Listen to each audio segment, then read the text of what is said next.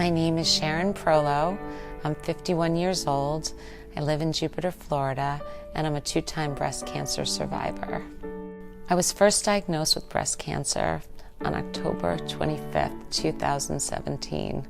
I decided right then and there that I was going to get a double mastectomy because I wanted to make sure that I never had to worry about this again and that I would get everything removed. I was terrified when the cancer returned. I will never forget that moment where I was and how I felt, because I felt that having a double mastectomy would take care of everything, but it didn't. I knew I wanted to be alive for another 50 years, to watch my children grow up, to be there for all the special moments in their life. When my son thought that I was going to have to leave and go to Boston for treatment, he was devastated. And for my kids, I knew that I wanted to stay as close to home as possible, but also get the best care. Once I went down to see Miami Cancer Institute, I knew that they had all of the cutting-edge technology that was needed to treat recurrent cancer. They had it all under one roof. When Sharon came to me with recurrent breast cancer, we approached her with a team approach. It was the breast surgeon, the radiation oncologist, and myself, who all saw her one after the other. All her life, she had control of what she did. And all of a sudden, she was faced with a situation where she was not completely in control. And that bothered her tremendously. That affected her. So I needed to reach out to her and convince her that it's going to be okay. I'm so grateful to all of the doctors. They didn't tell me necessarily what I wanted to hear, but they told me what I needed to hear.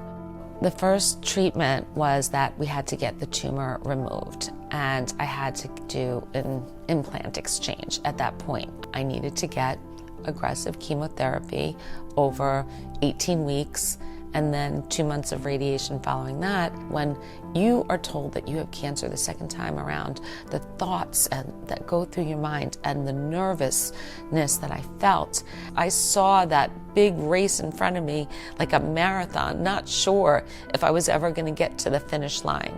When I went to Dr. Venkatappa, and I was sad, I was in a little bit of pain from the chemo treatments from the Neulasta, he sent me right over to the different floor that I can see a palliative care doctor. Whether it's a psychiatrist or a psychologist or an exercise physiologist or an acupuncture specialist or a massage therapist or a nutritionist, everything is here under one roof.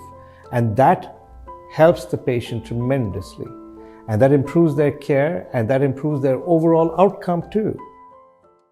I feel proton therapy is one of the reasons that I'm going to be alive for many years. What really attracted me to proton therapy was the fact that my other organs wouldn't be harmed. I didn't realize how rare it was. There's only 27 centers across the country. So the fact that I was able to get proton therapy radiation at Miami Cancer Institute in my home state, I felt like all the worlds were coming together for me. It was a very happy moment the day that I knew that I was approved for this type of treatment. The day that I finished my proton therapy treatment, my first thought was, I am so thankful to be here, for everybody at Miami Cancer Institute for making this happen.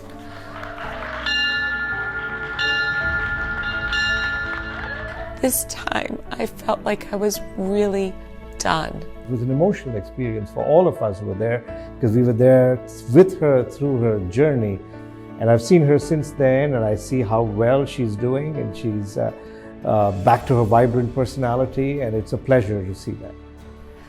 Survivor means to me everything. It shows that I was able to get through this not once, but twice. It puts the world in a whole new light for me, in that I'm able to see the colors and the rainbows and the flowers and the good in people. I'm very thankful to my husband, my daughter, my son. I was always the rock for the family, and now they had to be the rock. They were always there for me, and I'm one of the lucky ones. Cancer is tough, but I am tougher.